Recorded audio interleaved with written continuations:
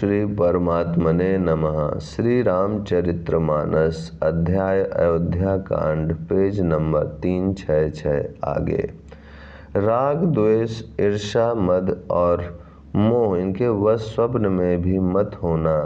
सब प्रकार के विकारों का त्याग कर मन, वचन और कर्म से श्री सीताराम जी की सेवा करना। तुमको वन में सब प्रकार से आराम है, जिसके साथ श्री राम जी और श्री सीता जी रूप पिता माता हैं। हे पुत्र, तुम वही करना जिससे श्री रामचंद्र जी वन में कलेश ना पावें। मेरा यही उपदेश है। हे तात, मेरा यही उपदेश है, अर्थात तुम वही करना जिससे वन में तुम्हारे कारण श्री राम जी और सीता जी सुख पावें और पिता माता, प्रिय परिवार तथा नगर के सुखों की याद भूल जाएं। तुलसीदास जी कहते हैं कि सुमित्रा जी ने इस प्रकार हमारे प्रभु लक्ष्मण जी को शिक्षा देकर वन जाने की आज्ञा दी और फिर यह आशीर्वाद दिया कि श्री सीता जी और श्री रघुवीर जी के चरणों में तुम्हारा निर्मल, निष्काम और अनन्य एवं प्रगाढ़ प्रेम नित नित नया हो। माता के चरणों में सिर नवाकर हृदय में डरते हुए कि अब भी कोई विघ्न न आ जाए, लक्ष्मण जी तुरंत इस तरह चल दिए जैसे सौभाग्यवश कोई हिरण कठिन फंदे को तुड़ाकर भाग निकला हो। लक्ष्मण जी वहां गए जहां श्री जानकी नाथ जी थे और प्रिय का साथ पाकर मन में बड़े ही प्रसन्न हुए। श्री राम जी और सीता जी के सुंदर चरणों की वंदना करके वे उनके साथ चले और राजभवन में आए। नगर के स्त्री पुरुष आपस में कह रहे हैं कि विधाता ने खूब बनाकर बात बिगाड़ी। उनके शरीर दुबले, मन दुखी और मुख उदास हो रहा है। वे ऐसे व्याकुल हैं जैसे शहद छीन लिए जाने पर शहद की मक्खियां व्याकुल हों। सब हाथ मल रहे हैं और सिर धुनकर पीट कर पछता रहे हैं, मानो बिना पंख के पक्षी व्याकुल हो रहे हों। राजद्वार पर बड़ी भीड़ हो रही है, अपार विषाद का वर्णन नहीं किया जा सकता। श्री रामचंद्र जी पधारे हैं, ये प्रिय वचन कहकर मंत्री ने राजा को उठाकर बैठाया। सीता सहित दोनों पुत्रों को वन के लिए तैयार देखकर राजा बहुत व्याकुल हुए।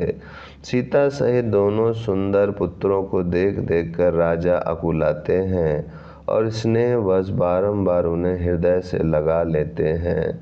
राजा व्याकुल हैं, बोल नहीं सकते, हृदय में शोक से उत्पन्न हुआ भयानक संताप है। तब रघुकुल के वीर श्री रामचंद्र जी ने अत्यंत प्रेम से चरणों में सिर नवाकर उठकर विदा मांगी। हे पिताजी, मुझे आशीर्वाद और आज्ञा दीजिए। हर्ष के समय आप शोक क्यों कर रहे हैं? हे तात, प्रिय के प्रेम वश प्रमाद, कर्तव्य कर्म में त्रुटि करने से जगत में यश जाता रहेगा और निंदा होगी। यह सुनकर स्नेहवश राजा ने उठकर श्री रघुनाथ जी की बाह पकड़कर उन्हें बैठा लिया और कहा, हे तात सुनो, तुम्हारे लिए मुनि लोग कहते हैं कि श्री राम चराचर के स्वामी हैं। शुभ और अशुभ कर्मों के अनुसार ईश्वर हृदय में विचार कर फल देता है। जो कर्म करता है वही फल पाता है, ऐसी वेद की नीति है। यह सब कोई कहते हैं, किंतु इस अवसर पर तो इसके विपरीत हो रहा है। अपराध तो कोई और ही करे और उसके फल का भोग कोई और ही पावे। भगवान की लीला बड़ी ही विचित्र है, उसे जानने योग्य जगत में कौन है। राजा ने इस प्रकार श्री रामचंद्र जी को रखने के लिए छल छोड़कर बहुत से उपाय किए, पर जब उन्होंने धर्म धुरंधर, धीर और बुद्धिमान श्री राम जी का रुख देख लिया और वे रहते हुए न जान पड़े, तब राजा ने सीता जी को हृदय से लगा लिया और बड़े प्रेम से बहुत प्रकार की शिक्षा दी। वन के दुसह दुख कहकर सुनाए, फिर सास, ससुर और तथा पिता के पास रहने के सुखों को समझाया।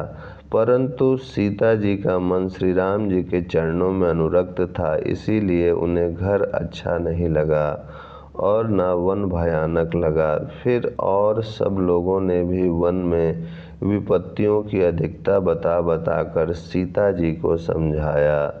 मंत्री सुमंत्र जी की पत्नी और गुरु वशिष्ठ जी की स्त्री अरुंधति जी तथा और भी चतुर स्त्रियां स्नेह के साथ कोमल वाणी से कहती हैं कि तुमको तो राजा ने वनवास दिया नहीं है, इसीलिए जो ससुर गुरु और सास कहें तुम तो वही करो। यह शीतल हितकारी मधुर और कोमल सीख सुनने पर सीता जी को अच्छी नहीं लगी। वे इस प्रकार व्याकुल हो गई मानो शरद ऋतु के चंद्रमा की चांदनी लगते ही चकई व्याकुल हो उठी हो। सीता जी संकोचवश उत्तर नहीं देती। इन बातों को सुनकर कैकेयी तमक कर उठी। उसने मुनियों के वस्त्र आभूषण माला मेखला आदि और बर्तन कमंडलू आदि लाकर श्री रामचंद्र जी के आगे रख दिए और कोमल वाणी से कहा, हे रघुवीर, राजा को तुम प्राणों के समान प्रिय हो। भीरु प्रेमवश दुर्बल हृदय के राजा शील और स्नेह नहीं छोड़ेंगे। पुण्य, सुंदर, यश और परलोक चाहे नष्ट हो जाए पर तुम्हें वन जाने को वे कभी ना कहेंगे। ऐसा विचार कर जो तुम्हें अच्छा लगे वही करो। माता की सीख सुनकर श्री रामचंद्र जी ने बड़ा सुख पाया, परंतु राजा को ये वचन बाण के समान लगे। वे सोचने लगे अब भी अभागे प्राण क्यों नहीं निकलते। राजा मूर्छित हो गए। लोग व्याकुल हैं, किसी को कुछ सूझ नहीं पड़ता कि क्या करें। श्री रामचंद्र जी तुरंत मुनि का वेश बनाकर और माता पिता को सिर नवाकर चल दिए। वन का सब साज समाज सजकर वन के लिए आवश्यक वस्तुओं को साथ लेकर श्री रामचंद्र जी स्त्री सीता जी और भाई लक्ष्मण जी सहित ब्राह्मण और गुरु के चरणों की वंदना करके सबको अचेत करके चले। राजमहल से निकलकर श्री रामचंद्र जी वशिष्ठ जी के दरवाजे पर जा खड़े हुए और देखा कि सब लोग विरह की अग्नि में जल रहे हैं। उन्होंने प्रिय वचन कहकर सबको समझाया। फिर श्री रामचंद्र जी ने ब्राह्मणों की मंडली को बुलाया। गुरु जी से कहकर उन सबको वर्षासन वर्ष भर का भोजन दिए और आदर दान तथा विनय से उन्हें वश में कर लिया। फिर याचकों को दान और मान देकर संतुष्ट किया तथा मित्रों को पवित्र प्रेम से प्रसन्न किया। ओम शांति शांति शांति।